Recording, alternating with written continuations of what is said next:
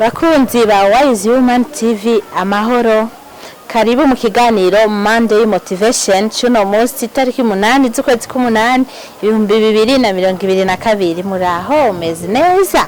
Okay, yindwi rero tugiye kuyimara gutya.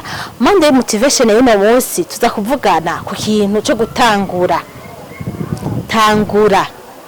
Urafise umugambi wiyumviriye, urafise ivyumviro vyiza uriyumvira, urafise ibintu wifuza gukora, waravyumvira incuro nyinshi, waranditse mu makaye, waranditse mu ordinateur, waranditse ahantu, cyangwa urabigenda uva Gumana miliyo mu mutwe ngumanuduza mu mutwe, amakaye yuzura, mu ordinateur yuzura, ariko no munsi muri Monday Motivation y'uno munsi ndakubwiye utangure ico gikorwa cawe. Aho waciyumviririye gezaho ubu n'umwanya wo gutangura. Iyindwi nyene bikunda utangure, nturindire ngo banzugira ibintu vyinshi cyane gose, ngo banzugira ama miliyoni. Ushobora kuba ari umugambi ushaka gukora, wanzugira ama miliyoni, wanzugira inzu, wanzugira imiduga, ngo banzugira iki. Oya, ku mpanda niho hantu hambere tuzi haba hari abantu baryamyeyo, canke hano hose bahamba abantu bari bafite imigambi myinshi, ariko barasezeye, bamwe barayishitseko,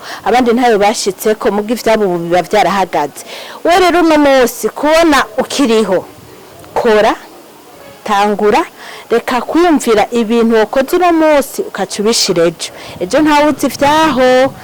Tangura rero kandi ndagukeje, utangure ukore uje ku kivi, kandi naho vyo babike nta na kimwe, naho vyo babito nta na kimwe. Baratubwira naho amatanguriro yawe yoba mato, uhoraho azoyakomeza. Imana ihezagira ibikorwa vy'amaboko yanyu. Indwi nziza. Bye bye.